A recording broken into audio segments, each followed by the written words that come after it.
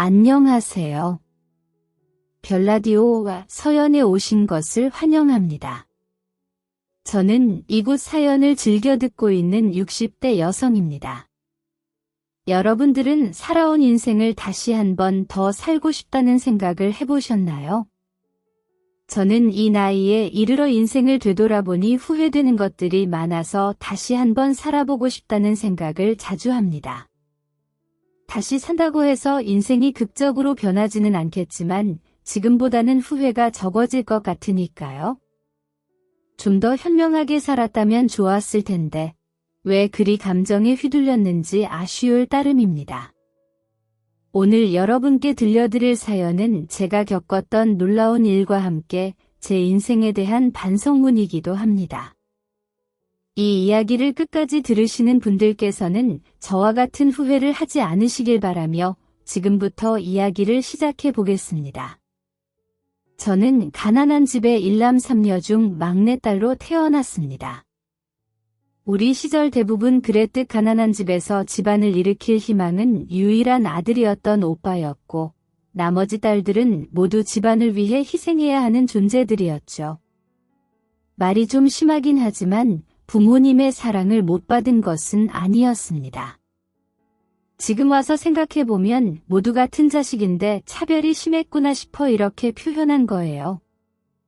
어쨌든 저와 언니들은 집안의 희망이었던 오빠를 뒷바라지하고 생계를 유지하기 위해 학교를 제대로 마치지 못하고 어린 나이부터 일을 시작하게 되었습니다. 그러다 제가 성인이 되자마자 부모님이 중매로 맺어준 남자와 만나 결혼하게 되었습니다. 데이트다운 데이트도 몇 번 못 해보고 결혼했지만 다행히 남편은 정말 좋은 사람이었습니다. 그 시절 남자라고 생각하기 힘들 정도로 다정하고 가정적인 사람이었죠. 저에게 있어 남편과 보낸 짧은 신혼생활이 인생에서 가장 행복했던 때라고 말할 수 있을 정도로 행복한 시간을 보내고 있었습니다.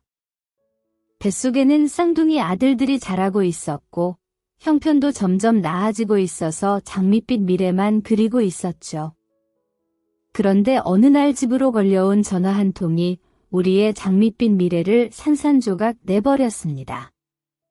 남편의 사고 소식이었어요. 전화를 받고 급하게 병원으로 달려갔지만 남편은 이미 싸늘한 시신이 되어 저를 기다리고 있었습니다. 평생 곁에 있을 줄 알았던 남편이 떠나자 말로 표현할 수 없는 충격과 슬픔이 찾아왔습니다. 하지만 남편을 잃은 슬픔을 제대로 드러낼 수도 없었어요. 뱃속의 아이들이 잘못될까 봐 최대한 빨리 마음을 다잡아야 했고 제 몸을 억지로라도 챙겨야 했죠. 그렇게 아이들을 위해 남편을 잃은 슬픔을 추스르며 출산까지 남은 사달을 기다렸습니다. 다행히 친정 부모님께서 보살펴 주셔서 출산 날까지 아무 문제 없이 몸을 챙길 수 있었습니다.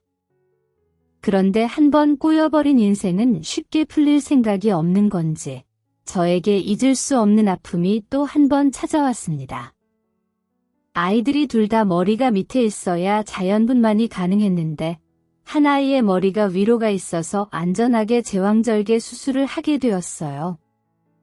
수술 중에 수면 마취를 해야 한다고 했고 저는 긴장된 마음으로 수술실에 들어갔죠. 정신이 들어 눈을 떠보니 회복실에 누워 있었고 옆에는 친정 부모님이 계셨습니다. 그런데 두 분의 얼굴이 어두웠습니다.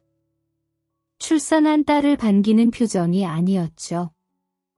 불길한 예감이 들어 엄마에게 무슨 일이 있냐고 물었더니 충격적인 이야기를 듣게 되었습니다. 쌍둥이 아이들 중 한 아이가 사산으로 태어났다고 했습니다. 남편을 잃은 슬픔을 참아가며 지켜온 소중한 아이들 중 하나가 세상의 빛도 보지 못한 채 세상을 떠난 것입니다. 현실을 믿을 수 없어 아직 마취가 덜 풀린 상태인데도 내 두 눈으로 직접 확인하겠다며 병상에서 일어났습니다. 그 순간 간호사분이 아이를 데리고 병실로 들어왔고 다시 저를 병상에 눕히고 아이를 안겨주셨습니다. 내 품에 안겨있는 아이를 만나게 된 기쁨과 끝까지 지켜내지 못한 아이를 잃은 슬픔을 동시에 느끼며 품에 있는 아이가 놀랄까 봐 소리도 내지 못한 채 울기 시작했습니다. 말로 표현할 수 없는 복잡한 감정을 가진 시간이 지나고 눈을 뜨고 젖을 찾는 아이를 보며 열심히 살아야겠다는 다짐을 했습니다. 안 그래도 소중한 자식이었지만 큰일을 겪었던 탓에 내 아들 형우가 그 무엇보다 소중했습니다. 그래서 형우에게 모든 걸 해주고 싶었습니다. 좋은 것만 먹이고 좋은 것만 입혀주고 싶었죠. 더 나은 환경에서 아이를 키우고 싶었던 저는 친정 부모님께 아이를 맡기며 일을 했습니다. 조금이라도 더 돈을 벌 수 있다고 하면 세상 사람들에게 무슨 소리를 듣게 되더라도 신경 쓰지 않고 억척스럽게 돈을 벌고 모았습니다. 중간중간 형우를 보살피면서 일을 쉬지 않고 했습니다. 아이가 국민학교에 들어가기 전에 좋은 환경을 만들어주고 싶었으니까요. 쪽잠을 자며 일한 끝에 아이가 유치원에 가게 될 때쯤에는 어느 정도 여유가 있는 삶을 살 수 있었습니다. 형편이 부유하지는 않았지만 이전처럼 정신없이 일만 하지 않아도 될 만큼의 여유를 가지게 되었습니다. 아직 어린 나이에 경제적으로도 어느 정도 여유가 생기다 보니 부모님과 지인들을 비롯해 제 주변에서 중매나 재혼을 권하며 여러 자리가 들어왔습니다. 주변에서 재혼 이야기를 할 때마다 저의 대답은 항상 같았습니다. 오로지 형우를 위해서 살아야 하니 다른 사람과 보낼 시간이 없다고 말했죠. 그렇게 저는 아들 형우만 바라보며 살았습니다. 다행히 아들은 제가 기대했던 만큼 잘 따라주었습니다. 무엇보다 건강했고 아들에게 최고의 환경을 제공해주는 만큼 공부도 열심히 했고 잘했죠. 매년 학교에서 받아오는 상장만 해도 벽에 다 붙이기 어려워 따로 책자를 만들어야 할 정도였습니다. 학교와 동네의 자랑이었던 형우는 저에게도 이 세상에서 가장 자랑스럽고 빛나는 보물이었죠. 자식을 키우며 다들 겪는다는 사춘기 시절도 형우는 단 한 번의 반항 없이 제 뜻에 잘 따라주었습니다. 학창 시절 내내 우수한 성적을 받았던 형우는 결국 우리가 서로 원하던 명문대학에 진학할 수 있었고 제 뜻에 따라 법대에 진학하게 되었습니다. 제가 환경을 만들어주는 만큼 형우를 좀 더 훌륭한 자식으로 만들고 싶었어요. 그래서 제 꿈은 형우를 판사나 검사 또는 변호사로 만드는 것이었죠. 대학 진학 후에도 형우는 자유로운 대학 생활에 흔들리지 않고 꾸준히 공부하며 앞으로 힘든 사실을 준비하고 있었습니다. 그런데 어느 날부터인가 형우가 조금씩 변해가는 모습을 보였어요. 여자친구를 사귀게 되면서 말이죠. 사시 준비와 대학 학점 관리만 해도 시간이 부족한 상황인데 형우는 여자친구와 연애를 하며 점점 나태해지는 것 같았습니다. 엄마로서 아들이 무너지는 걸 두고 볼 수는 없었어요. 그래서 제가 아들이 만나고 있는 여자친구를 만나 지금 이 시기가 얼마나 중요한 시기인지 설명하고 아들을 방해하지 말라고 말하려고 했죠. 그래서 형우에게 여자친구를 만나게 해달라고 했더니 형우가 생전 처음으로 저에게 반항을 하기 시작하는 겁니다. 너 아무래도 안 되겠다. 지금이 얼마나 중요한 때인데 여자아이 하나 때문에 정신을 못 차려. 내가 그 아이 좀 만나서 얘기를 해야 할 것 같아. 네가 자리를 만들어주든지 아니면 걔 연락처를 좀 줘. 미현이 만나서 무슨 말씀을 하시려고요? 미현이 아무 잘못 없어요. 그리고 어머니가 생각하시는 것과 달리 대학 공부 열심히 하고 있다고요. 만약에 성적이 떨어진다고 해도 제가 잘못한 거지 왜 미현이 탓을 하려고 하세요? 여자친구 생기고 나서부터 정신을 못 차리니까 그러지. 그리고 대학 공부만 해서 돼? 너 앞으로 사시 준비도 해야 하잖아. 사실 그게 얼마나 힘든데. 내가 말했지? 본격적으로 시험 준비하기 전에 지금부터 관련된 책 한 번씩은 다 훑어봐야 한다고. 어머니, 저 사실 안 볼 거예요. 이번 학기 끝나고 말씀드리려고 했는데 이왕 이렇게 말이 나왔으니 솔직하게 말씀드릴게요. 저 되고 싶은 직업이 있어요. 어머니께서 절대 안 된다고 하실 것 같아서 말하기 망설였는데 저 소방관이 되고 싶어요. 뭐? 소방관. 그 위험한 직업을? 내가 너만 바라보는 거 몰라? 네 쌍둥이 동생이 어떻게 됐는지 모르냐고. 그런 걸 다 알면서 그 위험한 직업을 하고 싶다고? 너 제정신이니? 저도 알아요. 그래서 포기하려고 했다고요. 그런데 아무리 마음을 다잡으려 해도 안 되는 걸 어떡해요. 그리고 어머니가 생각하시는 것만큼 위험하지 않아요.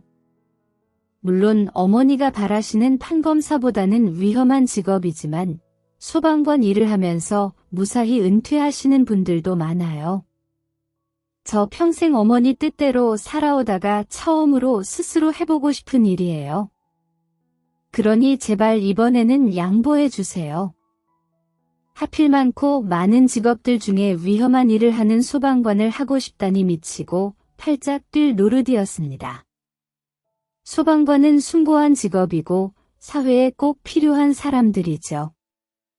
하지만 제 아들이 그 직업을 꼭 할 필요는 없잖아요. 그래서 인정해 줄 수 없었습니다. 아들의 꿈을 막으려고 했습니다. 출산과 동시에 쌍둥이 아들 중 한 명을 잃게 된 저로서는 위험한 직업을 자청하는 아들을 필사적으로 말릴 수밖에 없었죠. 하지만 아들은 끝까지 자신의 뜻을 꺾지 않았습니다. 제 뜻을 따르지 않는 변한 아들을 보게 되자 이 모든 변화의 시작이 아들의 여자친구 때문이라고 생각했습니다. 그래서 만나보지도 못한 아들의 여자친구를 미워하게 되었죠. 하지만 제가 품고 있는 감정과 상관없이 아들은 만나고 있던 여자친구와 헤어지지 않고 계속 만남을 이어갔고 대학 졸업 후 소방관 시험에 합격하게 되었습니다. 위험한 직업을 선택한 아들이 마음에 들지 않았지만 그렇다고 아들까지 미워했던 건 아니었습니다. 오히려 위험한 일을 하는 아들이 걱정되어 그의 입에 들어가는 음식, 숙면의 질, 평소 컨디션을 이전보다 더 세심히 관리해 주었죠. 그것만으로도 부족한 것 같아 이전에는 다니지도 않던 교회를 다니며 근무에 나간 아들이 무사히 집으로 돌아오길 항상 기도했습니다. 따라갈 수만 있다면 아들을 따라가 위험한 일에는 나서지 말라고 말리고 싶을 정도였죠. 그렇게 아들의 직업으로 걱정하는 것을 제외하고는 이전과 별다를 게 없는 생활을 하고 있던 도중이었습니다. 아들 형우가 할 말이 있다며 저를 앉혀놓고 결혼에 대해 말을 꺼내기 시작했죠. 그때까지 사귀고 있었던 여자친구와 결혼을 하고 싶다고 말했습니다. 제 입장에서는 아들의 여자친구가 그다지 마음에 들지 않았어요. 예전 아들과 말다툼을 벌였던 그 일 때문이었죠. 하지만 아들이 하겠다고 하는 결혼을 말려봤자 소용이 없을 것 같아 제 생각을 고쳐먹기로 했습니다. 저에게는 며느리가 되고 아들에게는 아내가 될 여자였으니 최대한 이전에 가졌던 감정은 정리하고 좋은 마음만 가지고 만나기로 했죠. 그렇게 아들이 며느리를 데리고 집으로 데려와 저에게 인사를 시켰습니다. 최대한 좋은 모습만 보려고 노력했기 때문에 집으로 인사를 하러 온 예비 며느리를 좋게 본 것도 있겠지만 실제로 만나본 예비 며느리는 괜찮아 보였습니다. 어른 앞에서 행동도 조신하게 하고 단어 하나 말 한마디 조심스럽게 하며 예의를 지키는 모습을 보였죠. 대화를 하는 중간중간 느껴지는 성품도 좋아 보였습니다. 아들 가진 부모로서 아들 반려자에 대한 욕심을 부리자면 끝없이 부릴 수 있었지만 그 정도면 아들에게도 잘하고 서로 행복하게 잘 살겠다는 생각이 들어 결혼을 허락하려고 했습니다. 그런데 제 생각을 뒤집어 버리게 되는 사실을 아들이 말했습니다. 그러면 이제 결혼에 대해서 말해보자. 다른 건 몰라도 내 아들 결혼한다고 덕볼 생각 없다. 내 아들이 잘 살기만 하면 되니 굳이 예단을 받을 생각이 없어. 그 돈으로 너희 살림에 보태는 게 낫지? 그렇다고 내 쪽에서 하지 않겠다는 게 아니다. 사돈 되시는 분들께서 따로 생각이 있으시면 편하게 말씀해 주시라고 전해라. 내 쪽에서는 귀한 딸 보내주시는데 감사의 표시를 하겠다고. 저 어머니, 사실 그 부분에 대해 말씀드릴 게 있는데요. 사실 미현이가 보육원 출신이라서 부모님이 안 계세요. 따로 혼주석에 앉힐 집안 어른도 안 계시고요. 그런데 어머니께서도 오늘 직접 만나봐서 아시잖아요. 좋은 여자라는 거요. 미현이 혼자서도 정말 열심히 살아온 아이니까 이 부분 이해 부탁드릴게요. 아무리 제가 아들의 행복만을 바란다고 하지만 고아의 보육원 출신인 여자아이와 결혼을 시킬 수는 없었습니다. 우리 집 또한 아버지 없이 저 홀로 아이를 키워와 자랑할 만한 집은 아니었지만 적어도 자식이 힘들 때 기대어 쉴 수 있고 도움을 줄 수 있는 환경의 집이었습니다. 여자아이에게 얽힌 사연을 듣지 않아도 딱해 보이고 안쓰러웠지만 제 자식과 관련된 일이라면 어쩔 수가 없었습니다. 게다가 학력도 짧다고 하니 대학 교육까지 마친 아들과 결혼을 시킬 수 없다고 생각했습니다. 미현아, 내게 개인적인 감정이 있어서 이러는 게 아니다. 그러니까 너도 이해해 주길 바란다. 너희들도 나중에 시간이 지나 부모가 된다면 내 마음을 이해할 거다.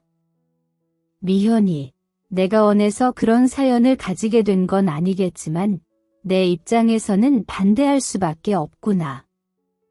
내가 귀하게 키운 자식을 부모님도 안 계시는 보육원 출신 아이와 결혼시킬 수는 없어. 너희가 어떻게 해도 내 입에서 결혼하라는 말 들을 수 없을 테니 더 힘들기 전에 헤어져라. 이게 서로를 위해 더 좋은 거야? 너도 내 배경 이해해주는 시부모님 만나서 행복하게 살아야지. 형우와 결혼하면 나 때문에 고생할 게 뻔한데 왜 스스로 고생길로 들어서려고 해? 어머니께서 저를 생각하는 마음에 결혼을 반대하시는 것도 이해가 안 되는 건 아니에요. 그런데 제가 미현이 얼마나 사랑하는지 잘 아시잖아요. 저 미현이랑 헤어질 수 없어요. 결혼하고 행복하게 잘 사는 모습 보여드릴게요. 좀 전까지 미현이 배경에 대해서 모르실 때만 해도 미현이 좋게 보셨잖아요. 미현이 부모님이 안 계신다고 해서 좀 전과 달라진 건 없어요. 미현이 저에게 좋은 여자이고 어머니께 좋은 며느리가 될 사람이라고요. 다시 생각해 주세요. 아들은 생각을 재고해달라고 했지만 그런 아들의 말이 귀에 들어올 리가 없었죠. 결혼을 꿈도 꾸지 말라고 엄포를 놓고 방으로 들어가 문을 잠갔습니다. 제가 뱉은 말처럼 두 사람의 결혼을 끝까지 반대하려고 했습니다만 결국 저 역시 자식을 이기지 못하는 부모가 되었죠. 제 결혼 승낙과 관계없이 혼인신고를 하고 살겠다는 아들에게 두 손 두 발을 들을 수밖에 없었고 결국 결혼식을 치르게 해줬습니다. 그리고 어쩌다 보니 한 집에서 아들 며느리와 함께 살게 되었습니다. 들어오라고 말을 한 적도 없는데 아들과 며느리가 자기들끼리 상의한 끝에 혼자 된 제가 걱정이 된다며 집으로 들어와 살기 시작한 거죠. 아들과 같이 살게 되어 기분이 좋은데 아들에 비해 한참 모자란다고 생각되는 며느리 때문에 마냥 좋지는 않았습니다. 며느리와 같이 살게 되며 처음에는 기분 나쁜 티를 낼 수밖에 없었어요. 하지만 며느리는 제가 기분을 나쁘게 하는데도 불구하고 표정 구기는 법 한 번 없이 웃으며 저에게 최선을 다했죠. 시간이 지나면 저에게 대충 할 법도 한데 며느리를 항상 자신보다 저를 더 생각해주며 행동을 했습니다. 제가 좋아하는 게 있으면 뭐든 해주려고 했죠. 그런 착한 며느리와 지내다 보니 이유 없이 미워하던 제 마음도 점점 며느리에게 기울기 시작했습니다. 그런데 그놈의 체면이 뭔지 며느리에게 대하던 태도를 한순간에 바꾸기 민망했어요. 그래서 항상 마음과 다르게 행동과 말이 나오고는 했죠. 어머님, 이거 내일 친구분들 만나실 때 나눠서 드세요. 제가 직접 만든 양갱이에요. 친구분들 나눠주실 상자에는 종류별로 넣어줬으니 그대로 주시면 되고요.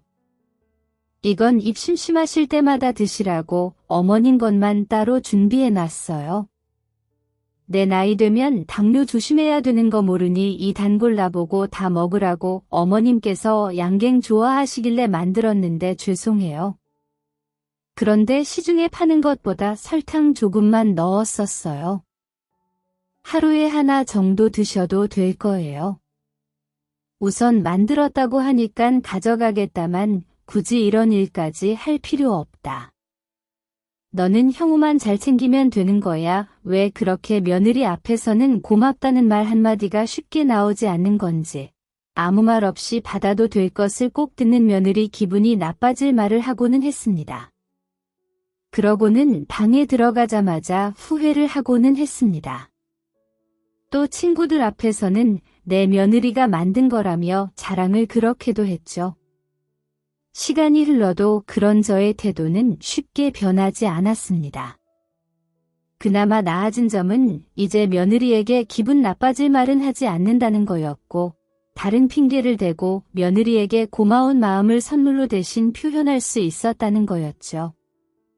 천천히 변해가고 있었지만 언젠가는 며느리에게 고맙다, 사랑한다라는 표현을 할 수 있을 거라고 생각하며 지내고 있던 도중이었습니다. 평화롭고 조용하던 우리 집에 또다시 먹구름이 끼기 시작했죠. 소중한 내 아들 형우가 폐암에 걸리게 된 것이었어요. 젊고 건강한 아들이 다른 병도 아니고 폐암에 걸렸다고 하자 그 이유가 당연히 직업 때문이라고 생각했습니다. 그리고 누군가의 탓이 아니었던 그 일에 대해 누군가에게 꼭 원인을 돌리고 싶었죠. 아들 탓을 할 수 없었으니 그 원인을 며느리에게 돌리게 되었습니다. 그때 당시 저도 그게 잘못된 생각이라는 걸 알았지만 그렇게 해야지 버틸 수 있었던 것 같아요. 그래서 아무 죄 없는 며느리를 탓을 했습니다. 하지만 이번에도 며느리는 제가 하는 모진 말에도 불구하고 저를 원망하지 않고 오히려 위로를 건네주며 같이 이 위기를 극복하자고 했죠. 그렇게 아들의 힘든 투병 생활을 우리 가족 다 같이 보내게 되었습니다. 병마와 직접적으로 싸우고 있는 아들이 가장 고생을 많이 했고, 그 다음으로는 며느리가 고생을 했죠. 나이가 들어 마음처럼 따라주지 않는 몸으로 인해 힘들어하는 저를 챙겨주며 며느리는 아들을 어떻게든 살려내보려고 애를 썼습니다. 힘들어하는 아들과 며느리를 볼 때면 저 스스로가 원망스러웠습니다. 제 목숨을 바치라면 바칠 수 있겠는데 당시에는 제가 할 수 있는 게 없더라고요. 제가 해줄 수 있는 거라곤 아이들이 오로지 치료에만 집중할 수 있게 지원을 아끼지 않는 것이었죠. 하지만 오랜 투병 끝에 아들은 결국 세상을 먼저 떠나게 되었습니다. 아들을 먼저 떠나보내게 되자 이 세상을 살아갈 의미를 잃어버리게 되었습니다. 또 매일매일 아들에게 못해준 것들만 생각나며 살아있는 동안 조금 더 잘해주지 못한 것을 후회하게 되었죠. 분명 형우에게 잘해준 것들도 있었을 텐데 왜 그렇게 못한 것만 기억이 나는지 아들에게 못난 엄마였던 것 같아 너무 미안했어요. 다른 것보다 지난 세월 동안 며느리에게 잘못했던 모든 행동들이 아들에게도 또 며느리에게도 미안했죠. 내가 조금만 더 어른스러웠다면 또 조금만 더 아이들의 행복만 바라고 말과 행동을 했더라면 아들이 몹쓸 병에 걸리지 않거나 편히 눈을 감았을 거라고 후회를 하게 되었죠. 아들 잃은 슬픔과 죄책감으로 깊은 수렁에 빠져 있을 때 저를 위로해주고 다시 살아갈 용기를 주는 존재는 이번에도 며느리였습니다. 아들의 힘든 병수발을 다들면서도 힘든 내색하지 않던 며느리는 자신도 남편을 잃어 힘든 상황에서도 이 못난 시어머니를 챙겨주고 있었어요. 그 모습을 보자 며느리에게 또 죽은 아들에게 죄스러웠죠. 며느리 얼굴은 똑바로 쳐다볼 수 없었고 작은 대접 하나도 받기가 미안했습니다. 나같이 못된 사람은 착한 며느리에게 그런 대접받을 가치가 없다고 생각했어요. 그래서 더 이상 며느리를 고생시키면 안 된다는 결론을 내렸습니다. 아직 젊은 며느리가 앞으로 남은 인생은 행복하게 살았으면 싶어 제 전 재산을 물려주기로 한 거죠. 그동안 못난 시어머니 밑에서 고생 많았다. 곱게 늙어야 했는데 못난 모습만 보여줘서 미안하구나. 내가 형우 떠나보내고 곰곰이 생각을 해봤는데 아무래도 너가 내 곁에 더 이상 있으면 안 되겠다 싶었어. 너 아직 어리고 점잖아. 얼른 형우 있고 내 인생 살아야지. 어머니 그런 말씀하지 마세요. 제가 어머니 끝까지 모실 거예요. 끝까지 나 못된 시어머니 만들지 마라. 아직 어린이가 나한테 발목 잡혀서 되겠니? 워낙 못난 시어머니라서 내가 해줄 건 없고 내가 가진 재산 너에게 다 물려주고 난 시골에서 살려고 해. 이 도시에서는 형우 생각이 너무 자주 나서 더 이상 지내지 못하겠구나. 그러면 저도 같이 내려갈게요. 바로 지척에 있는 것도 아닌데 멀리 떨어져 있다. 무슨 일이라도 당하시면 어떡해요? 제가 시골을 가더라도 그곳까지 따라 내려와 옆을 지키겠다고 하는 며느리가 참 고마웠습니다. 그리고 너무 미안했고요. 바보같이 착한 며느리를 위해서도 단호하게 말하지 않으면 안 되겠다는 생각이 들었죠. 그래서 저도 착한 며느리에게 그러기 싫었지만 늦박을 지르며 내 곁에서 떠나라고 소리치게 되었어요. 하지만 미안하고 고마운 마음은 어쩔 수 없었는지 눈물을 흘려가며 소리치게 되었죠. 너 정말 왜 이러니? 내가 미안해서 가라고 하는 거 모르겠어. 내가 너 얼굴을 똑바로 쳐다볼 수가 없어. 내가 한 잘못 때문에 형우도 병에 걸린 것만 같고 행복했던 너희 둘을 갈라놓은 것 같아서 너무 미안하다고. 그리고 너 지금 인생 새롭게 시작하더라도 늦지 않을 나이야. 이 중요한 시기 나같이 늙고 못된 노인네 곁에서 허비할 거야? 네가 행복하게 살아야 나도 너에게 덜 미안하지. 왜 바보같이 내 욕심 버릴 줄 몰라 늙은 노인네 곁에서 잘해준다고 뭐 좋을 게 있어? 너가 행복할 수 있게 기반을 만들어주고 떠난다고 하잖니? 형우가 뭘 원할 것 같니? 시골에서 늙은 시어머니 모시면서 쓸쓸히 늙어가길 원할 것 같아. 아니야. 형우라면 내가 행복하길 원할 거라고. 보통의 사람들처럼 말이야. 결혼도 하고 아이도 낳고 큰 걱정 없이 매일 평범한 일상을 보내는 그런 행복한 삶을 살길 원할 거라고. 그러니 이번에는 제발 내 말 좀 들어라. 눈물을 흘려가며 며느리에게 제 속마음을 이야기하게 되었고 그제서야 며느리도 다른 말 없이 제 뜻을 따른다고 했습니다. 며느리에게 모든 재산을 물려주고 난 뒤 홀로 시골로 내려온 저는 남은 평생을 사줘야 하는 마음으로 살겠다고 결심을 했습니다. 그래서 아들과 며느리에게 했었던 잘못을 곱씹고 반성하며 지냈고 먼저 하늘나라로 간 아들을 그리워하며 매일 하루를 보냈죠. 그렇게 나 스스로를 되돌아보며 반성을 해온 지 3년이라는 시간이 지났을 때였습니다. 갑자기 누군가 대문을 부서져라 두드리며 저를 부르더군요. 목소리를 듣자마자 알 수 있었어요. 며느리였죠. 사실 이전에도 며느리가 집으로 찾아오고 전화도 종종 걸어왔지만 그때마다 집안에 사람이 없는 척을 하고 며느리를 돌려보냈습니다. 저의 안부를 확인하려고 고생스럽게 이곳까지 내려오고 또 살기 바쁜 와중에도 전화를 한다는 걸 알고 있었지만 그럴수록 더 차갑게 대하려고 했어요. 며느리가 좋은 사람을 만나 완전한 새 출발을 하기 원했기 때문입니다. 저 역시 남편을 잃고 살아왔으니 새 출발을 하기 위해선 이전 결혼 생활과 연관된 사람들을 다 끊어야 한다는 걸 알고 있어서 한 행동이었죠. 며느리에게는 저와 같이 애정을 쏟을 자식이 없었으니 저에 대한 정만 끊는다며 분명 좋은 사람을 만나 행복한 삶을 살아갈 수 있을 거라 생각했습니다. 그래서 그토록 매몰차에 단 한 차례도 연락과 만남을 가지려 하지 않았던 거죠. 이전까지는 며느리도 제 의중을 알고 기다린 끝에 집으로 돌아가곤 했는데 그날은 쉽게 돌아서지 않았습니다. 시간이 꽤나 흘렀는데도 불구하고 지속적으로 집 대문을 두드리며 저를 불렀죠. 저는 슬슬 며느리가 걱정되기 시작했습니다. 며느리가 이렇게 오랫동안 밖에서 있을 줄은 몰랐으니까요. 결국 제가 밖으로 나가 제 뜻을 다시 한번 전하고 집으로 돌려보내야겠다고 생각했죠. 마음을 단단히 먹고 대문을 열었는데 며느리가 곧바로 제 손을 부여잡았습니다. 그러며 다급한 목소리로 저와 갈 곳이 있다고 했죠. 어머니, 지금 당장 갈 곳이 있어요. 다른 말씀 물어보지 마시고 저랑 우선 가요.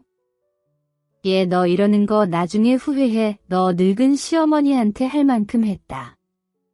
저번에도 말했다만 이제 나 챙기지 말고 내 인생 살아야지. 그런 말씀은 나중에 하세요.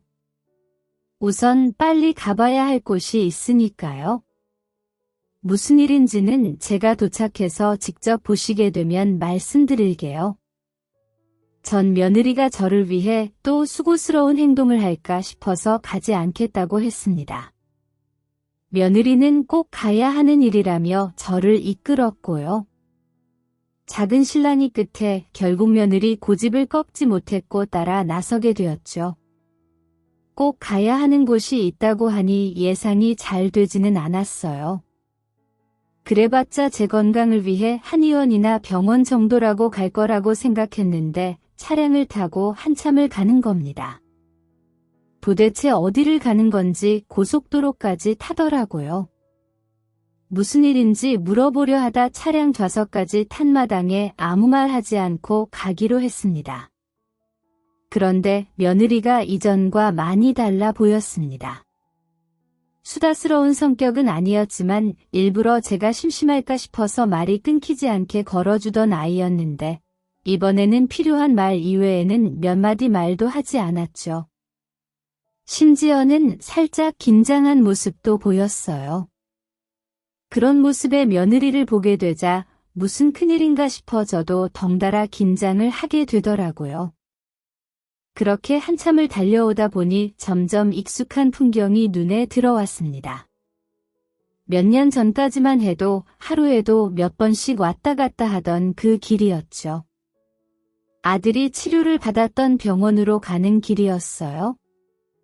아들에 대한 기억이기 때문인지 좋지 않은 기분이 들었습니다. 혹시 며느리의 몸에 이상이 있는 건 아닌가 싶었죠. 물론 며느리가 자신이 아프다는 걸 저에게 대놓고 알릴 나이는 아니었습니다만 아들이 투병을 했던 곳이라 계속 안 좋은 쪽으로 생각이 되었어요. 결국 제가 예상했던 것과 같이 아들이 투병을 했던 병원으로 도착했습니다. 좀 전 안 좋은 생각이 현실이 되는 게 아닌가 싶었던 저는 차에 내리려는 며느리를 붙잡고 무슨 일이냐며 묻게 되었죠. 너 이 병원에 왜 온 거니? 설마 너까지 아픈 거야? 정말 그런 거야? 어머님 죄송해요. 거기까지는 제가 생각을 못했어요. 그런 건 아니니깐 걱정하지 마세요. 제가 왜 어머님을 모시고 여기 왔는지 곧 아시게 될 거예요. 그러니 불안해하지 마시고 조금만 더 참아주세요. 우선 며느리가 아픈 게 아니라고 하니 마음이 놓였습니다. 며느리의 표정을 보니까 저에게 거짓말을 하는 건 아닌 것 같았죠. 한숨을 놓게 되었고, 그럼 무슨 일로 여기까지 데려왔을까 궁금해지기 시작했습니다. 그렇게 며느리를 따라 병원 안으로 들어갔고 병실이 있는 층으로 올라갔죠. 며느리는 제 손을 꽉 잡고 한 병실로 데리고 갔습니다. 그리고 문을 열어주며 저보고 먼저 들어가 보라고 하더군요. 도대체 누구 병실이길래 이러나 싶어 며느리 얼굴을 한번 쳐다보고 병실을 들어갔는데 그곳에 세상을 떠난 아들이 있었습니다. 분명 그럴 리가 없었지만 제 아들이 저를 보고 있었어요. 병실에서 숨을 거두는 아들 곁에 있었고 야물할 때 차가운 아들 만져가며 눈물을 쏟았기 때문에 분명 내 아들이 죽었다는 걸 알고 있었지만 내 눈앞에 아들이 보이니 정신을 차릴 수가 없었습니다. 아들을 확인한 순간 꿈이든 현실이든 상관없었어요. 곧바로 아들에게 달려가 껴안고 온몸을 만지면서 다시 재회하게 된 행복을 마음껏 만끽했죠. 정말 정신없이 아들을 안고 울었던 것 같습니다. 그렇게 시간이 얼마나 지났는지 모르겠지만 한참을 울다 보니 조금씩 정신이 들고 안정이 되어 왔어요. 다시 한번 아들의 얼굴을 보며 내 아들이 맞는지 확인하게 되었죠. 그런데 분명 내 아들과 똑같이 닮아 있긴 했지만 군데군데 다른 부분이 보였습니다. 혹시 3년이라는 사이 아들이 늙거나 변한 건가 싶었지만 평생 보아온 제 아들 얼굴이 아니었어요. 분명 내 아들이 봤는데 아니라니 그 사이 제가 아들을 잊기라도 한 건가 싶어 저 스스로를 의심하고 있었습니다. 그러자 며느리에게 이게 어떻게 된 일인지 확인하게 되었죠. 야가, 이게 어떻게 된 일이냐? 형우는 분명 죽었잖니. 나도 처음에는 형우인 줄 알았는데 이 남자 형우가 아닌 것 같다. 혹시 내가 그 사이 형우를 잊어버리기라도 한 거니? 아니면 내가 꿈이라도 꾸고 있는 거야? 나 지금 너무 혼란스럽구나. 내가 설명 좀 해다오. 며느리에게 지금 벌어지고 있는 일에 대해 설명을 해달라고 했고 며느리는 제 물음에 아주 놀라운 대답을 해주었죠. 네, 어머님 맞아요. 그분 형우 씨 아니에요. 그런데 앞에 계시는 그분 어머님께서 출산하셨을 때 죽은 줄 알았던 형우 씨 쌍둥이 동생일지도 몰라요. 우선 저와 혜정 씨가 어제까지 알아본 사실로는 그럴 확률이 높아요. 더 확실히 하기 위해서는 어머님과 혜숙 씨가 유전자 검사를 해봐야 하겠지만요. 알게 된 건 꽤 되었는데 먼저 말씀을 드렸다가 바라던 결과가 나오지 않으면 어머님께서 많이 실망하실 것 같아서 지금까지 말 못했어요. 죄송해요. 며느리가 하는 말이 이해가 되지 않더군요. 30여 년도 더 지난 이야기였습니다. 살아있는 자식 잘 키우기 위해 일부러 모른 척, 느껴지지 않은 척하며 출산 때 죽은 아들을 외면하려고 했습니다. 하지만 내 뱃속에서 10달을 같이 있었던 아이를 외면하고 있는다는 게 쉬울 수가 없었죠. 형우의 생일이 돌아올 때마다 죽은 아이의 모습이 겹쳐 보였습니다. 살아있었으면 형우와 똑 닮은 모습으로 환하게 웃고 있었을 아이를 생각하며 혼자서 얼마나 가슴을 아파했는지 몰라요. 형우가 인생의 큰일을 치를 때마다 저 혼자서는 죽은 아이를 생각하며 어떤 삶을 살아가고 있었을지 상상하곤 했었죠. 그런 아이가 내 눈앞에 있다니 모든 게 거짓말 같았어요. 너무 혼란스러워하고 있는 저에게 앞에 있던 아들을 닮은 청년이 한 사료 책자를 꺼내 보여주었죠. 그곳에는 빨간색 펜으로 밑줄을 치거나 동그라미를 그려 허기를 한 듯한 흔적들이 있었습니다. 그 흔적들을 보고 있는 저에게 앞에 있던 청년이 설명을 해주었죠. 여기 있는 사료들, 제가 미현 씨와 만나고 난 뒤 제 입양 과정에 대해 추적하면서 알게 된 내용들과 확인된 사료들을 모아둔 겁니다. 다른 서류들은 복잡해서 눈에 잘 안 들어오실 텐데 여기 병원명과 담당 의사 서명란에 있는 이름은 알아보시겠죠? 제가 퇴원하자마자 입양기관으로 보내져서 최초 신고기관인 병원에 사명이 적혀져 있었어요. 제가 알기로는 이곳에서 아드님을 얻게 되시고 또 다른 아드님을 잃게 되셨다고 들었습니다. 이 병원 기억하시죠? 청년의 말처럼 그곳에는 제가 출산을 했었던 병원과 병원 원장의 이름이 적혀져 있었습니다. 세월이 한참 지났지만 내가 머물렀던 병원을 잊어버릴 수가 없었죠. 그곳은 제가 천당과 지옥을 수십 수백 번 왔다 갔다 했던 곳이었으니까요. 청년은 서류 뒤에서 병원 사진을 찾아 확인까지 시켜주며 그곳이 제가 출산을 한 곳이 맞는지 확인을 했습니다. 저는 제가 아이를 낳고 있었던 병원이 맞다고 고개를 끄덕였죠. 사실 그때까지도 너무 갑자기 벌어진 일이라 좀 얼떨떨하고 정신이 없었는데 며느리가 제 곁으로 와서는 천천히 이 모든 일이 어떻게 된 일인지 설명해 주었습니다. 어머님 너무 놀라셨죠?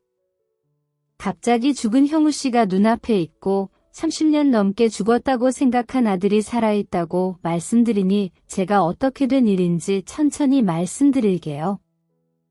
3년 전 어머님께서 저에게 모든 재산을 물려주고 떠나신 다음이었어요. 어머님께서는 저보고 새 출발을 하라고 말씀을 하셨지만 전 그러고 싶지도 않고 그럴 수도 없겠더라고요. 인생의 찰나의 순간이었지만 남편과 어머님과 함께 그 행복한 순간만으로도 전 충분하다고 생각했어요.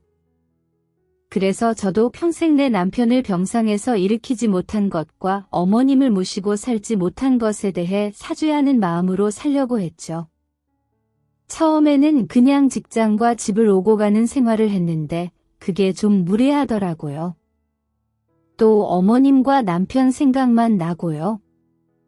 그래서 뭘 할까 생각을 하다 남편 간병을 하면서 병원에서 보았던 게 생각이 났어요. 자원봉사가요. 이왕이면 남편이 치료받았던 병원에서 자원봉사를 하고 싶어서 자격 요건에 맞는 자격증을 취득 후에 봉사활동을 다니고 있었는데 아까 말씀드린 것처럼 향우 씨와 똑같이 생긴 해솔 씨를 보게 된 거예요. 저도 순간 향우 씨가 살아서 돌아왔나 싶어서 따라가서 붙잡았는데 자세히 봐도 아무리 봐도 형우 씨인 거예요. 분명 내 손으로 남편을 떠나보냈는데 너무도 닮은 모습이 혹시나 싶더라고요. 그래서 해솔 씨를 붙잡고 별말을 다 하게 되었죠. 해솔 씨도 너무 황당한 일을 겪으니까 자신을 닮았다고 하는 형우 씨 사진이나 보자고 해서 제가 보여줬고요. 그런데 해솔 씨가 봐도 자신과 너무 닮아 있는 거예요. 한참을 형우 씨 사진을 보고 있던 해솔 씨가 갑자기 자신이 살아온 이야기를 저에게 해주더라고요.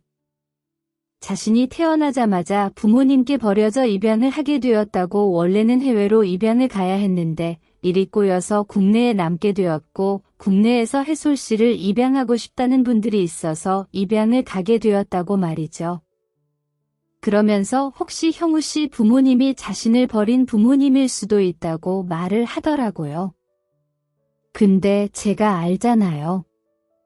어머님께서 출산하셨던 날에 그 일을 그래서 제가 절대 그러실 분이 아니다라고 말을 했어요.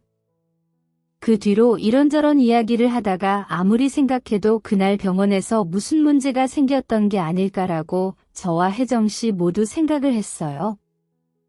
그래서 시간이 지났지만 확인을 해보자고 했고 저희 둘이서 알아보게 되었죠. 해솔 씨가 단순히 형우 씨와 똑같이 생긴 나무일지도 모르니깐 어머님께는 말하지 않기로 하고요. 그러다 알게 되었어요. 믿지 못할 만한 일이 있었다는 거류 해솔이라는 이름을 가진 청년과 며느리는 청년의 양부모님이 가지고 계신 입양 서류의 내용을 기반으로 당시 관련된 기관들을 직접 찾아 나섰다고 합니다. 처음 입양기관을 찾아가게 되었고 그곳에서 아주 놀라운 이야기를 들었다고 했어요. 제가 아이를 출산했을 당시 우리나라에서는 국내 아이들을 해외로 입양을 보내는 정책을 펼치고 있었답니다. 아이 한 명당. 그 당시 우리나라 경제로서는 아주 큰 돈을 벌 수 있는 정책이었다고 했죠. 대부분 고아원에 있는 아이들이나 병원에서 부모에게 버려진 아이들을 데려갔다고 하는데 일부 병원이나 입양기관에서 나라의 지원을 많이 받기 위해 또 자신들 마음대로 아이에게 더 나은 환경에서 자랄 수 있는 미래를 보장해주기 위해 부모의 뜻과 상관없이 해외로 입양을 보냈다는 말을 들을 수 있었다고 했어요. 당시 입양기관의 책임자가 사망한 상황이라 어떻게 된 사실인지 알 수 없었다고 했죠.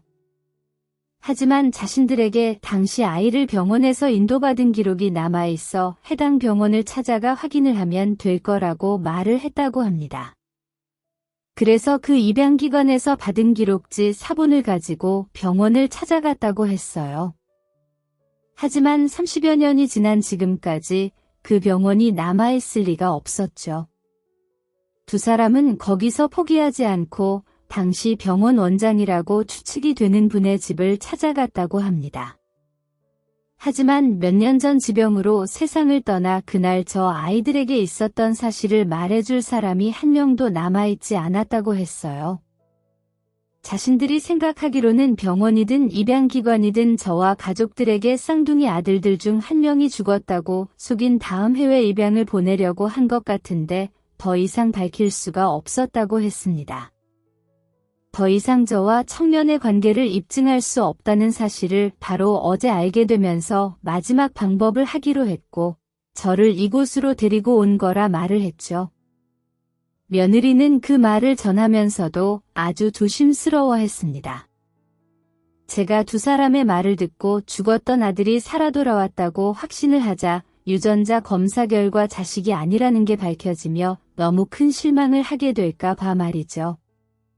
며느리의 마음을 알면서도 또 청년이 내 자식이 아니라는 걸 밝혀지면 크게 실망할 것을 알면서도 한 번 가지게 된 기대는 쉽게 진정되지 않았습니다. 그리고 아직 유전자 검사 결과가 나오지 않았지만 눈앞에 있는 청년이 태어나자마자 죽은 줄로만 알았던 내 아이일 수도 있다고 생각이 드니 또다시 눈물이 흘러나왔습니다. 만약 내 아이가 맞다면 그 이유가 어떻게 되었든 간에 태어나자마자 엄마 품에 안겨보지도 못하고 낯선 세상 혼자서 무서워했었을 테니 엄마가 되어 끝까지 지켜주지 못한 것에 대한 죄책감이 밀려왔죠. 다시 한번 내 아들일 수도 있는 청년을 끌어안고 한참 동안 울었습니다. 그리고 잠시 후 친자 검사를 하기 위해 필요한 샘플들을 채취하게 되었죠. 이틀 정도 되는 기간 동안 얼마나 심장이 떨렸는지 몰라요. 기대를 하지 않으려고 계속 마음을 먹었지만 기대를 하지 않을 수가 없더라고요. 그나마 며느리가 옆에 있어줘서 다행이었지 저 혼자였다면 그 정말 끔찍한 시간을 보냈을 겁니다. 그렇게 저에게만큼은 길고 힘든 그 시간을 보낸 끝에 검사 결과를 받을 수 있었고 청년이 제 아들이라는 걸 확인받게 되었죠. 우리 모두가 예상했던 것처럼 청년은 출산 당시 죽은 줄로만 알고 있었던 제 아들이었습니다. 생물학적으로 제 아들임을 확인받게 되자 그제서야 아들을 원 없이 만지고 제 아들이라고 부를 수 있었어요. 그러면서 형우가 죽고 난 이후 없어졌던 삶의 목적도 다시 생기게 되었죠. 다시 되찾게 된 아들에게 못해줬던 엄마의 노릇을 하고 싶었습니다. 그리고 나를 위해 애를 쓰고 있는 우리 며느리에게 감사하고 고마운 마음을 갚아주고 싶었죠. 그래서 자신과 같이 살아달라고 하는 며느리의 뜻을 거절하지 않았습니다. 오히려 제가 며느리에게 짐이 든다는 걸 알면서도 아이의 뜻을 거르고 싶지 않았어요. 그리고 지금은 시어머니와 며느리 사이가 아닌 엄마와 딸 같은 사이로 지내고 있습니다. 뒤늦게 찾은 아들 역시 주기적으로 만남을 가지며 못다한 엄마 노릇을 하고 있고요. 지금 이 사연을 적으면서도 제가 많은 잘못을 했다는 걸 다시 한 번 더 깨닫고 있습니다. 늦게라도 깨닫게 된 것에 다행이라 생각하며 다시는 이러한 후회를 하지 않도록 살아가려고 합니다. 그럼 여러분들도 후회하지 않을 삶을 사시길 바라며 저는 이만 글을 마치도록 하겠습니다. 감사합니다.